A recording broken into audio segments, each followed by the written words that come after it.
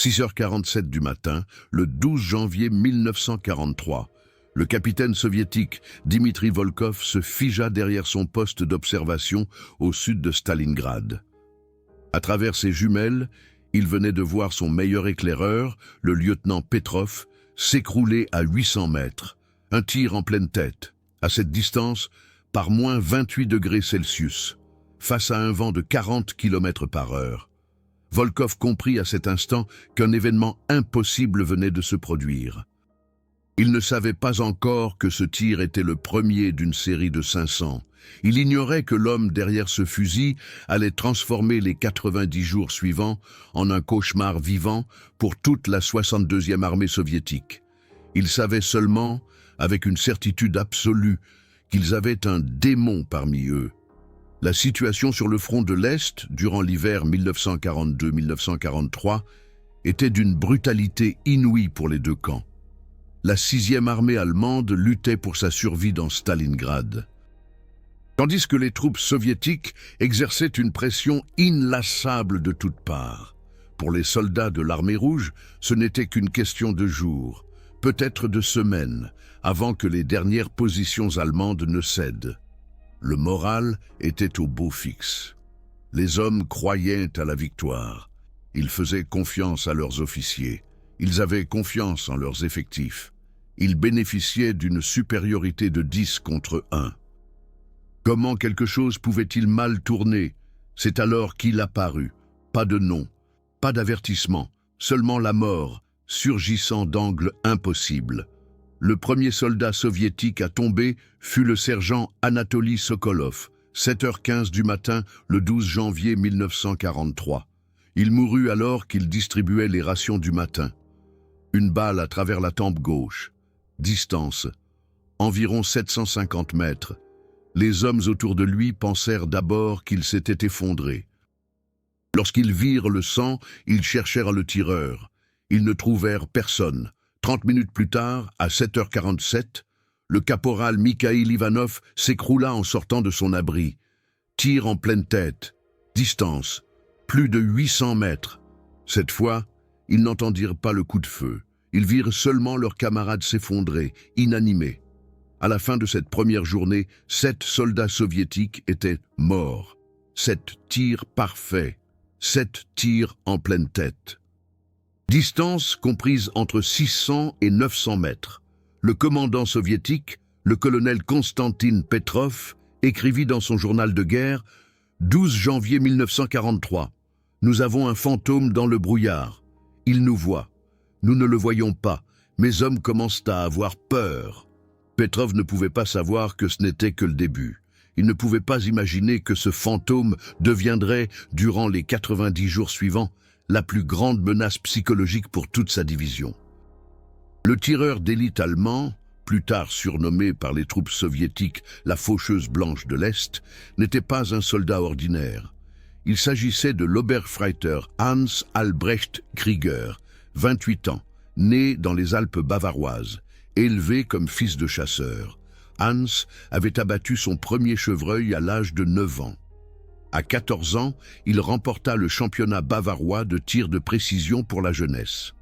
À 18 ans, il était le meilleur tireur de son village. Lorsque la guerre éclata, il s'engagea volontairement, non pas par conviction idéologique, mais parce que c'était la seule chose qu'il maîtrisait parfaitement, la patience, la précision, la lecture de la nature. La Wehrmacht reconnut immédiatement son talent. Après seulement 3 mois de formation, Krieger fut envoyé à l'école d'élite pour tireur d'élite à Zossen. Là, il n'apprit pas seulement à tirer, il apprit à disparaître. Il apprit à lire le vent comme un marin lit la mer. Il apprit à rester immobile pendant 18 heures dans une position. Il apprit à contrôler son rythme cardiaque pour tirer entre les battements. Ses instructeurs l'appelaient l'ombre. Lorsque Krieger se cachait, personne ne le trouvait. Lorsqu'il visait, il atteignait toujours sa cible. Toujours. La formation à Zossen était brutale. Sur 200 recrues, seulement 40 réussirent les 3 premières semaines. Ils apprirent l'art de la disparition dans tous les paysages. Neige, forêt, ruines, champs ouverts. Ils apprirent que le mouvement était l'ennemi, que la patience était plus importante que le courage, qu'un tireur d'élite vu était un tireur d'élite mort. L'arme de Krieger était le carabineur 98K avec lunettes ZF-42, poids 4,1 kg, longueur 1,11 m, portée effective 800 mètres, portée maximale 1000 mètres. Entre les mains de Krieger, ces chiffres étaient conservateurs. Il tirait régulièrement avec précision à 900 mètres. Il apprit comment la température influençait la trajectoire du projectile, comment le vent soufflait différemment à différentes altitudes, comment l'humidité ralentissait la balle. Il devint un ordinateur balistique humain. Lorsqu'il arriva sur le front de l'Est en décembre 1942, il était prêt. Prêt pour ce que les troupes soviétiques allaient décrire comme 3 mois de terreur pure. La première semaine, du 12 au 18 janvier 1943, 43 tirs confirmés. Les pertes soviétiques se concentraient sur les officiers, les éclaireurs et les mitrailleurs. La tactique de Krieger était d'une logique glaciale. Décapiter le commandement, aveugler les yeux, couper la puissance de feu. Chaque tir avait une raison stratégique. Le capitaine Volkov essayait désespérément de comprendre le schéma. Il plaça des observateurs. Ils ne virent rien. Il envoya des équipes de recherche. Elles revinrent avec un homme en moins. Il ordonna à personne de se déplacer durant la journée. Krieger tirait la nuit, au clair de lune, depuis 600 mètres. Volkov nota le 18 janvier. « Nous combattons un démon qui peut voir à travers les murs. Mes hommes refusent de quitter leurs abris. Le moral s'effondre. » Mais voici le plus terrifiant. Krieger ne se contentait pas de tirer, il jouait avec eux. Le matin du 19 janvier, il tira et fit tomber la casquette de la tête d'un officier soviétique. Seulement la casquette. L'officier s'effondra au sol, sous le choc indemne. La nouvelle se répandit comme une traînée de poudre. Le tireur d'élite allemand pouvait tuer n'importe qui quand il le voulait. Il décidait qui vivait et qui mourait. Ce jeu psychologique était plus dévastateur que 1000 balles. Les soldats soviétiques commencèrent à attribuer à Krieger des capacités surhumaines. Il pouvait voir dans le noir. Il n'avait pas besoin de dormir. Il pouvait tirer à travers le brouillard. Ce n'était pas un homme, mais un esprit vengeur. La superstition se répandait plus vite que les ordres. Les hommes portaient des gris-gris. Ils priaient devant les icônes. Ils refusaient de surveiller certains secteurs. Un régiment entier, fort de 1200 hommes, fut rendu incapable de combattre par la peur d'un seul tireur. Le commandement soviétique réagit avec sévérité. Les commissaires menacèrent de fusiller pour couardise. Cela ne servit à rien. On peut forcer les hommes à se battre. On ne peut pas les forcer à ne pas avoir peur. Le colonel Petrov demanda des renforts. Pas plus de soldats. Il voulait des contre-tireurs d'élite soviétique. Moscou envoya 3 des meilleurs. Le premier était le lieutenant Vassili Gregorovitch, 38 tirs confirmés, formé à l'école d'élite de Moscou.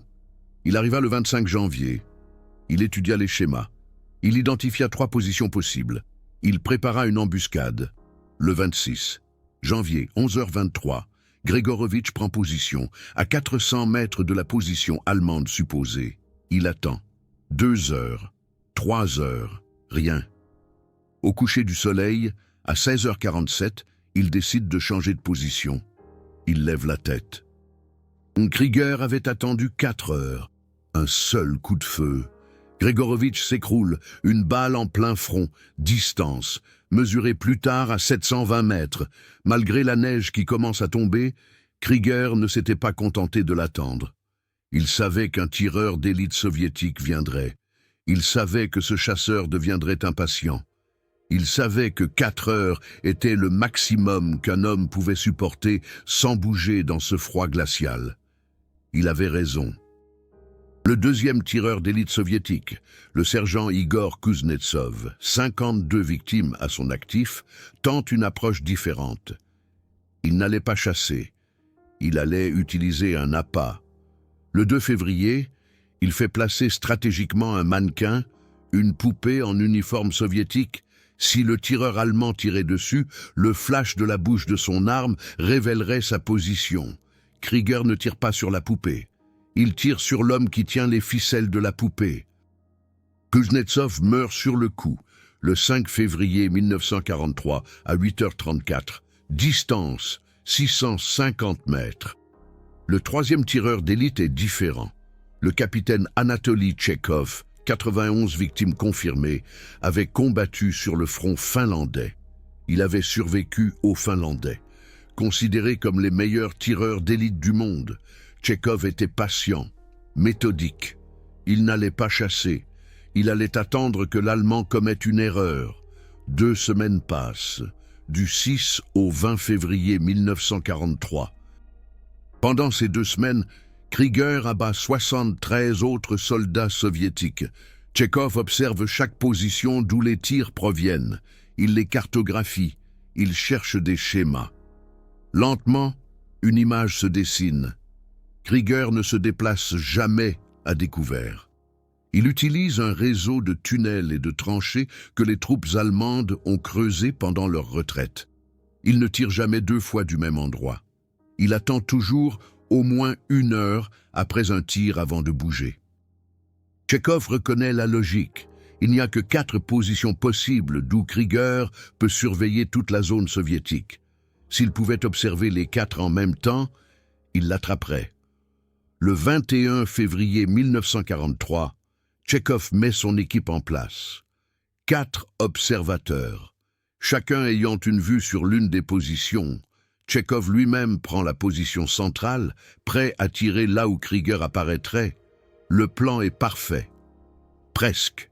Ce que Tchekhov ne savait pas, c'est que Krieger avait déjà découvert qu'il était observé et il avait un plan. 21 février 1943, 14h17. Un soldat soviétique tombe dans le secteur 3. Un des observateurs de Tchekhov aperçoit une ombre dans la position 2.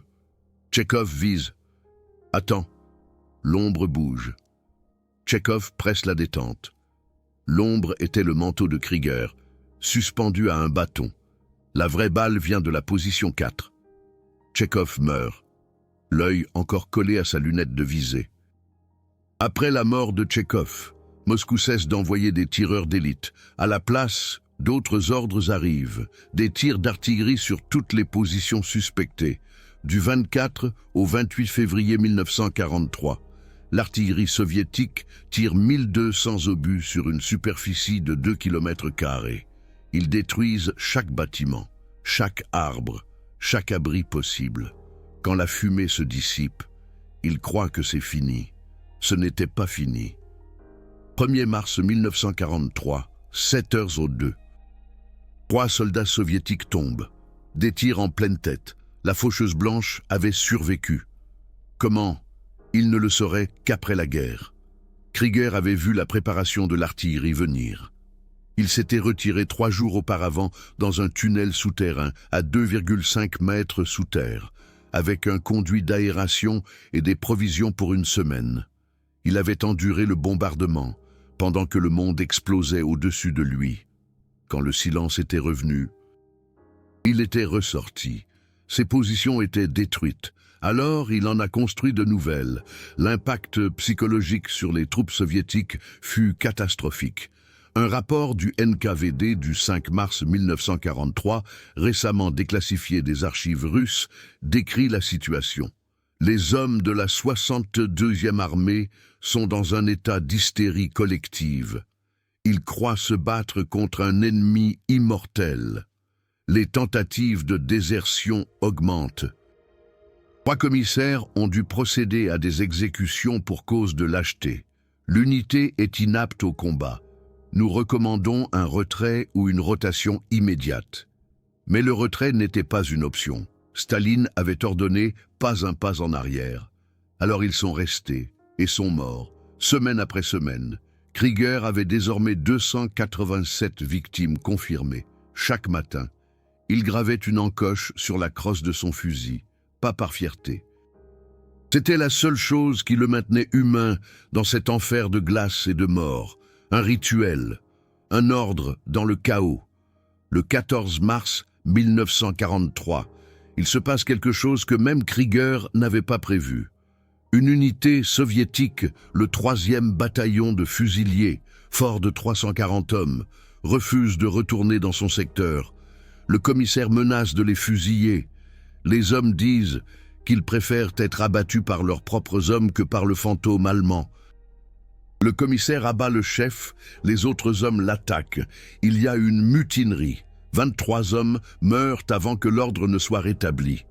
La mutinerie a duré de 9h15 à 11h47.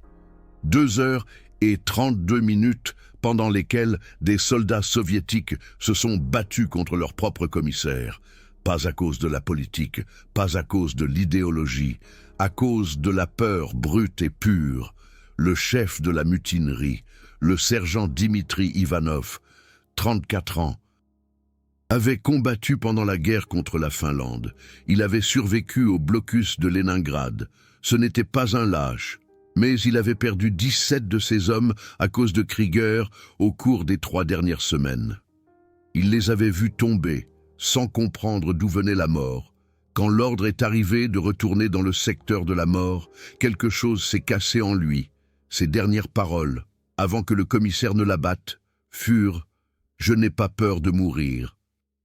J'ai peur de ne rien pouvoir faire contre ma mort. » C'est le premier cas documenté où un seul soldat ennemi a provoqué une mutinerie militaire. Le rapport à ce sujet est parvenu à Staline en personne. Staline a envoyé un télégramme au commandant du front. « Trouvez ce chien allemand et rapportez-moi sa tête. Tous les moyens sont permis. » Ils ont tout essayé. Ils ont essayé de le chasser avec des unités spéciales. Les unités sont revenues avec 2 hommes de moins. Ils ont essayé de pomper du gaz toxique dans les tunnels supposés. Krieger n'était jamais dans ces tunnels. Ils ont offert une récompense, 10 000 roubles à quiconque tuerait ou capturerait le tireur d'élite allemand. Personne n'est venu réclamer la récompense. Ils ont essayé la propagande. Des tracts ont été largués au-dessus des lignes allemandes, exhortant Krieger à se rendre, avec des promesses de traitement équitable. Krieger a utilisé les tracts comme isolant dans ses bottes. La seule tactique qui fonctionnait, c'était la plus simple, se déplacer la nuit, jamais le jour. Les troupes soviétiques devinrent des créatures nocturnes. Elles s'enterraient le jour et ne bougeaient que dans l'obscurité absolue. Cela réduisait l'efficacité de leurs opérations à presque 0.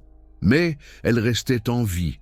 Mais vint la nuit de pleine lune du 23 mars 1943. Le ciel était clair. La visibilité presque comme en plein jour. Les commandants soviétiques pensèrent à pouvoir profiter de cette unique nuit pour acheminer du ravitaillement. Krieger attendait. Cette nuit-là, il abattit 14 hommes, tous entre 22h15 et 3h47. Les distances variaient entre 500 et 800 mètres, au clair de lune, dans l'air glacial. Chaque tir, un tir en pleine tête. Parlons de cette nuit en détail. La première victime fut le lieutenant Boris Petrov, 24 ans, de Moscou. Il avait une femme et un fils nouveau-né qu'il ne verrait jamais, 22h15. Il portait une caisse de munitions. Krieger tira, Petrov s'effondra, sans comprendre ce qui l'avait frappé. 22h47. Le sergent Vladimir Sokolov, 31 ans, père de 3 enfants. Il fumait une cigarette, pensant à chez lui. Le tir partit à 720 mètres. Il mourut, la cigarette encore à la bouche. 23h23. Le caporal Ivan Volkov, 19 ans. C'était sa première semaine au front. Il écrivait une lettre à sa mère. La lettre ne fut jamais terminée. 14 hommes cette nuit-là. 14 vies éteintes. 14 familles qui ne comprendraient jamais pourquoi. Un survivant soviétique, le caporal Alexei Morozov, fut interviewé en 1997. Je voyais mes camarades tomber comme des dominos, l'un après l'autre. Je n'entendais aucun tir, seulement le bruit des corps s'écrasant sur le sol gelé. Je pensais que Dieu nous avait abandonnés. J'ai prié pour la première fois depuis mon enfance, pas pour la victoire. seulement pour voir le prochain lever de soleil. Au 1er avril 1943, Krieger avait 437 tirs confirmés. La 62e armée soviétique avait perdu 30% de ses officiers. Pas au combat, à cause d'un seul homme. L'efficacité militaire de l'unité était tombée à 40%. Les attaques durent être reportées, les patrouilles annulées, des secteurs entiers furent abandonnés. Simplement parce que Krieger pouvait s'y trouver. Un colonel allemand écrivit dans un rapport « L'Obergefreiter Krieger a plus de valeur stratégique qu'un régiment entier. Il tient à lui seul une armée soviétique en échec. » Mais Krieger en paya le prix. Il avait peut-être dormi 60 heures en 80 jours. Il avait perdu 18 kilos. Ses mains tremblaient de manière incontrôlable quand il ne tirait pas. Il avait cessé de parler. Quand des camarades lui rendaient visite, il se contentait de regarder. Ses yeux étaient vides. Parlons du prix physique que Krieger paya. L'hiver russe de 1943 fut l'un des plus froids depuis des décennies. Les températures descendaient régulièrement en dessous de moins 30 degrés Celsius. Krieger passait en moyenne 14 heures par jour immobile dans la neige et la glace. Son corps commença à se déconnecter. Engelure au second degré aux 2 pieds. 3 orteils de son pied gauche devinrent noirs. Il refusa d'aller se faire soigner, car il savait qu'il ne le laisserait jamais repartir. Alors, il coupa lui-même les orteils morts. Avec un couteau de campagne, sans anesthésie. Il mordit dans une lanière de cuir pour ne pas crier, et s'amputa ses propres orteils, parce que la mission était plus importante que son corps. Son régime alimentaire se composait de pommes de terre gelées, de pain noir, et occasionnellement de viande séchée. Environ 800 calories par jour. Un homme de sa taille et de son activité en avait besoin de 3000. Son corps commença à brûler de la masse musculaire pour produire de l'énergie. Il perdit 18 kilos en 90 jours, passant de 82 à 64 kilos. Son visage devint creux. Ses yeux se creusèrent. Des infirmiers allemands qui le virent fin mars pensèrent qu'il avait la typhode. Mais ce n'était que de l'épuisement, un épuisement total et complet. Ses supérieurs reconnurent les signes. C'était un homme au bord du gouffre, mais ils ne pouvaient pas le retirer. La situation stratégique était trop critique. Alors il resta, et tira, et se brisa intérieurement, tir après tir. Le 10 avril 1943, le 89e jour des 3 mois, vint l'ordre de retraite allemande. Le front de l'Est s'était effondré. La 6e armée était tombée. Il était temps de partir. Krieger prit son fusil, son sac à dos, et disparut. Dans la confusion de la retraite, on le perdit de vue. Certains dirent qu'il était tombé lors d'une attaque d'artillerie. D'autres affirmèrent qu'il s'était retiré dans les forêts pour continuer à se battre seul. La vérité ne fut connue qu'en 1956. Hans Albrecht Krieger avait survécu à la guerre. Il était retourné en Bavière, retourné dans les montagnes, retourné dans les forêts de son enfance. Il ne parla jamais de la guerre. Il ne participa jamais aux réunions d'anciens combattants. Il vivait seul dans une cabane, à 40 km du village le plus proche. Lorsqu'un journaliste le trouva en 1963 et demanda une interview, Krieger dit « Seulement, j'ai fait mon devoir, c'est tout, laissez-moi tranquille ». Le journaliste remarqua que Krieger ne clignait jamais des yeux. Ses mains étaient absolument calmes, et son regard était celui d'un homme qui avait trop vu et ne pourrait jamais oublier. Krieger mourut en 1989, à l'âge de 74 ans, seul. Dans sa cabane, on trouva son fusil, le carabineur 98K, avec lequel il avait tué 500 soldats soviétiques. Il y avait 500 encoches sur la crosse. À côté se trouvait un journal. Il ne contenait aucune note tactique, aucune action héroïque, seulement une phrase, répétée 500 fois. « Pardonne-moi ». À sa mort, un deuxième carnet fut également trouvé. Celui-ci contenait ses techniques de camouflage. écrites dans une sorte de code que seuls les autres snipers pouvaient comprendre. Il décrivait comment disparaître dans la neige en ne portant pas de blanc, mais du gris et du blanc sale. La neige pure réfléchit trop.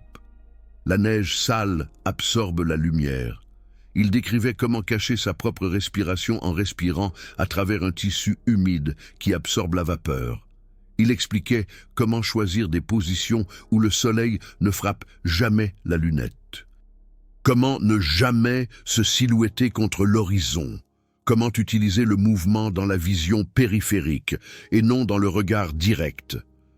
Ce sont des techniques qu'il avait perfectionnées à travers 90 jours de survie contre une armée.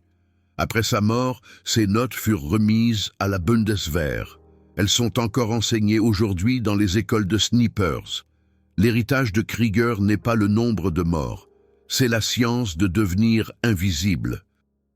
Les vétérans soviétiques qui parlèrent plus tard de Krieger le firent avec un mélange de peur et de respect.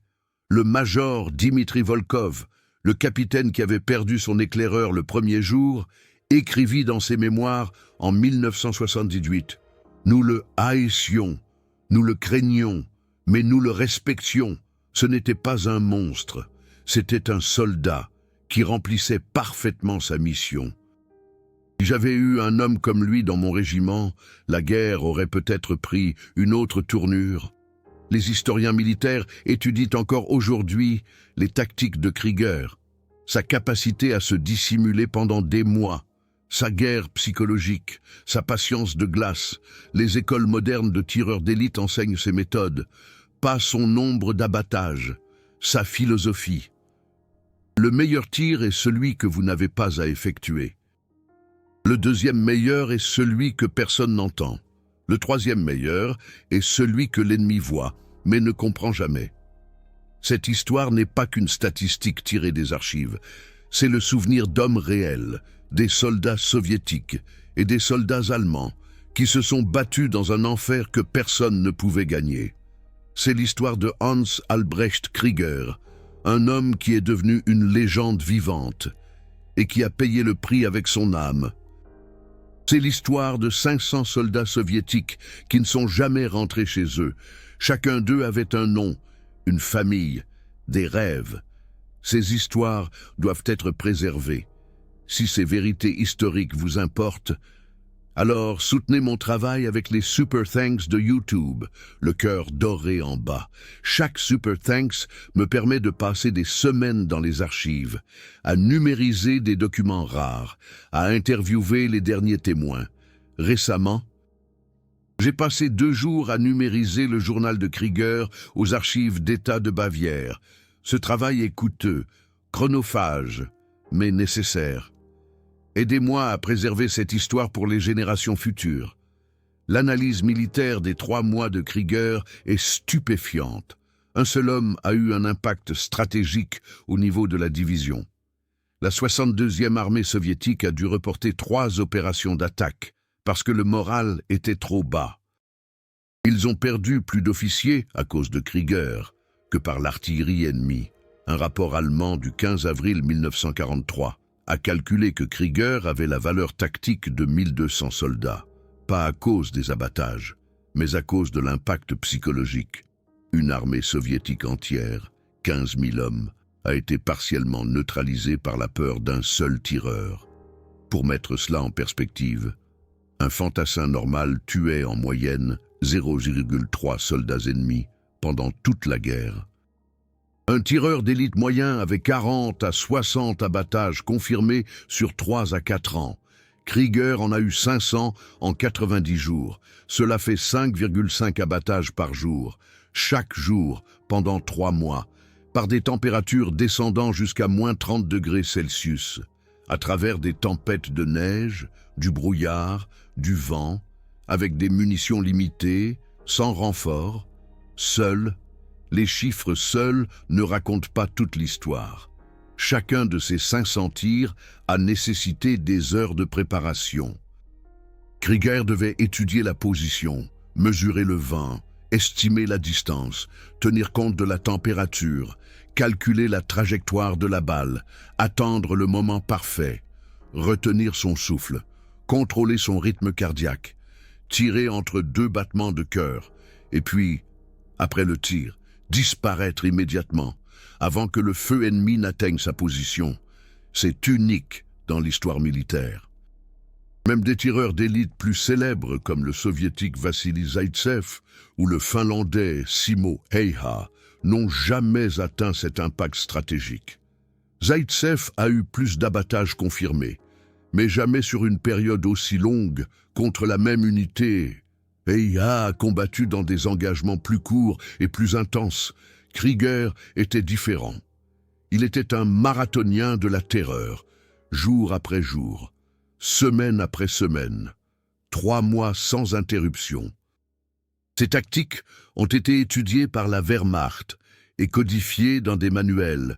Son approche du camouflage a révolutionné l'entraînement des tireurs d'élite. Ces méthodes psychologiques sont encore enseignées aujourd'hui dans les académies militaires. Mais pas comme un héroïsme, comme un avertissement.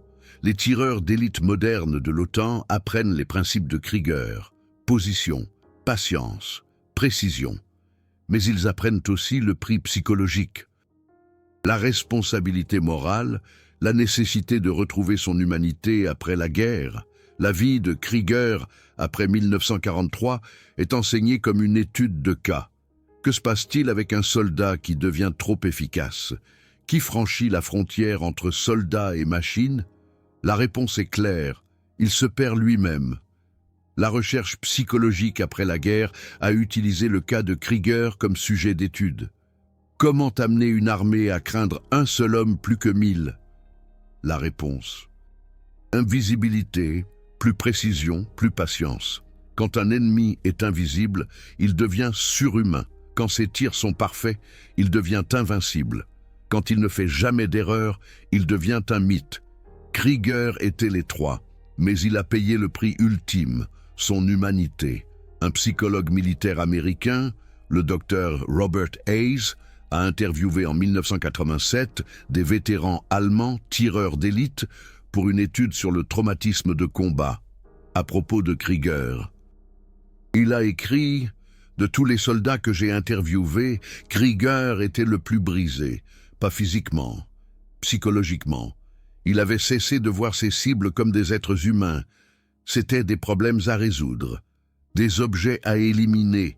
Quand la guerre s'est terminée et qu'il est retourné à la civilisation, il ne pouvait plus changer de mode. Il voyait des cibles partout, des menaces partout. Il n'a jamais pu redevenir un être humain normal. » Mais ce que les rapports soviétiques n'ont jamais mentionné, c'est que Krieger a aussi sauvé des vies allemandes. Il existe des cas documentés où Krieger a tiré sur des commandants soviétiques en train d'attaquer, ce qui a arrêté les attaques avant qu'elles ne commencent. Un lieutenant allemand, Friedrich Hoffmann, a écrit: « 5 mars 1943, les soviétiques préparaient une attaque sur notre position. Nous n'étions que 40 hommes. Ils étaient 400. Alors Krieger a abattu leur capitaine. L'attaque s'est effondrée. Krieger nous a tous sauvés. Cela s'est produit au moins 8 fois pendant les 3 mois. Selon une estimation prudente, Krieger a sauvé la vie de 200 à 300 soldats allemands. Mais il existe aussi des histoires plus sombres, des histoires qui n'ont jamais été officiellement confirmées. Un prisonnier soviétique a affirmé en 1946 que Krieger laissait parfois vivre des soldats blessés, juste pour voir qui allait les sauver, et ensuite tirait sur les sauveteurs. Cela ferait 2 victimes en une. Les autorités allemandes ont démenti cela, qualifiant cela de propagande. Mais le journal de Krieger, retrouvé en 1989, contient une entrée du 17 mars 1943. « Aujourd'hui, j'ai péché. Pardonne-moi, je le savais, je l'ai fait quand même. » Ce qu'il a fait, il ne l'a pas écrit. Nous ne le saurons jamais. Ce que nous savons, c'est que la guerre transforme les hommes en monstres, des hommes bons, des hommes décents, des hommes aimants. Krieger était un garçon bavarois normal avant la guerre, qui aimait se promener dans les montagnes et chasser le cerf. Après 3 mois en tant que faucheuse blanche de l'Est, il était un homme brisé, qui a passé le reste de sa vie à essayer de trouver le pardon. C'est la véritable tragédie, pas les 500 morts, le fait que chaque âme de ces guerriers morts brisait Krieger un peu plus à chaque fois. Après la guerre, Krieger n'a jamais été officiellement honoré. La République fédérale d'Allemagne s'est distanciée de tout ce qui avait trait à la guerre. Il n'y avait pas d'ordre pour les tireurs d'élite, pas de monument, seulement le silence. Krieger lui-même le voulait ainsi. Il a refusé toute reconnaissance. Il voulait oublier. Il voulait que le monde oublie. Mais l'histoire n'oublie jamais. L'histoire de Krieger soulève une question incommode. Qu'est-ce qui fait d'un homme un héros et qu'est-ce qui en fait un monstre? En Allemagne, la commémoration des soldats comme Krieger est compliquée. Ils se sont battus pour un régime qui a commis des crimes contre l'humanité, mais eux-mêmes étaient souvent de jeunes hommes qui croyaient faire leur devoir. Krieger lui-même a passé sa vie après la guerre dans le repentir. Son journal, 500 fois « Pardonne-moi », montre un homme qui savait qu'il faisait partie de quelque chose de terrible, même si son ordre direct était militairement légitime.